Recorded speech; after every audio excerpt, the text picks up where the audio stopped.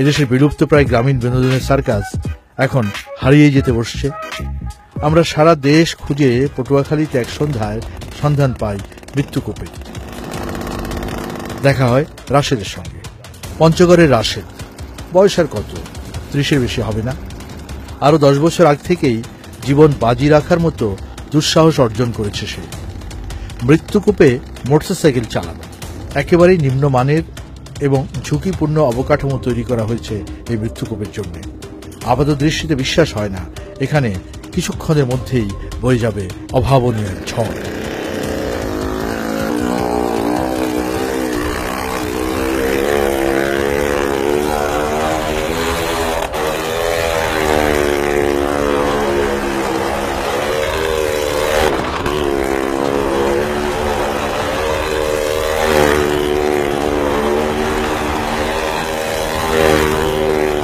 যাদের হার্ট দুর্বল তাদের পক্ষে এখানে দাঁড়িয়ে থাকা কঠিন। প্রতিটি মুহূর্তেই মনে হয় এই বাঁশ কাঠ এক্ষুনি হুমড়ি খেয়ে খুলে পড়বে।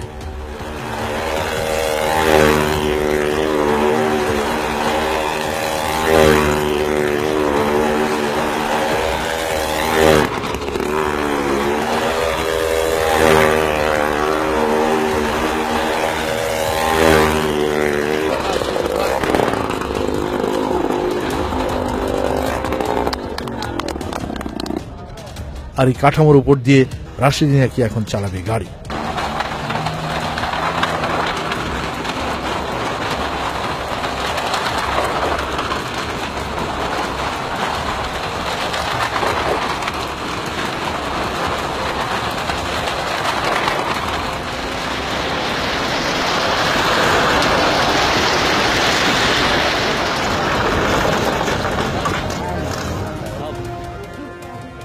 ও রাশেদ, কংগ্রাচুলেশন।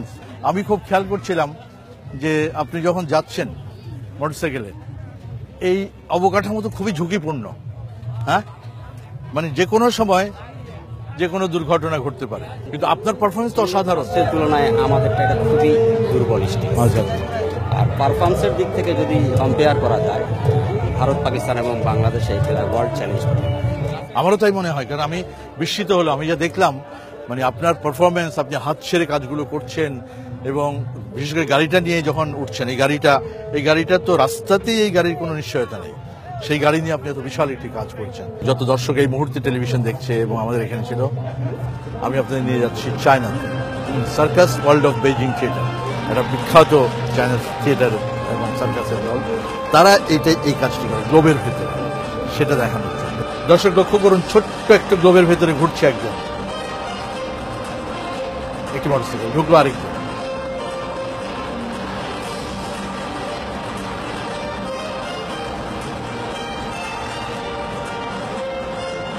ঘুরছে এবং ক্রমেই তার গতি বাড়ছে, কিন্তু কারোর সাথেই কোনো ধরনের সংঘর্ষ হচ্ছে। ঢুকলো আরেকজন,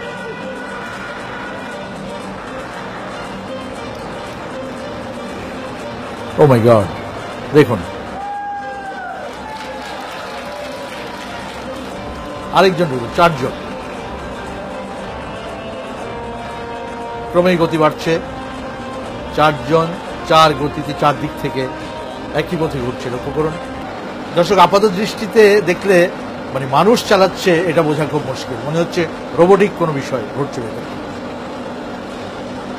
আরো একজন ঢুকলো, হলো 5। ও মাই গড, লক্ষ্য করুন স্পিড বাড়ছে। ঢুকলো আরো একজন, 4, 5, 6, 7, 8। কত স্পিডে এতগুলো মানুষ ছোট্ট একটা গ্লোবের ভেতরে, কিন্তু কারোর সাথে কোনো সংঘর্ষ হচ্ছে। বেরিয়ে আসলো প্রথম জন,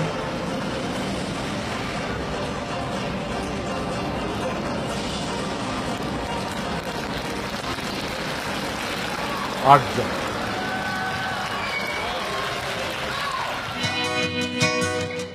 দর্শক, এখনো আমাদের কাছে, আমাদের এই দেশে সার্কাস রয়ে গেছে গ্রাম বাংলার দারিদ্র্যপূর্ণ এক বিনোদন। কিন্তু সার্কাসের ভিত্তিভূমি চীন যে এই সার্কাসকে কোথায় নিয়ে গেছে তা চোখে না দেখলে বিশ্বাস করা যায় না।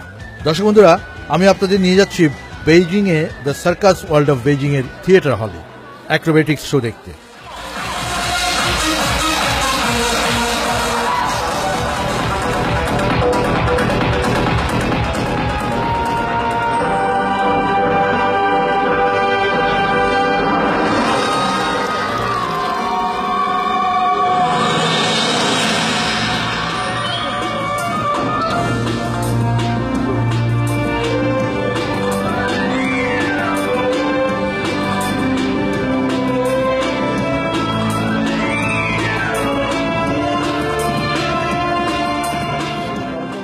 দর্শক লক্ষ্য করুন, একটা সাইকেলে কতজন। মাই গড, আমি একটু গুনি। 1 2 3 4 5 6 7 8 9, ও পেছনে আছে 10 11 12। চালক কোথায়? 12 জন এক সাইকেলে। ও মাই গড।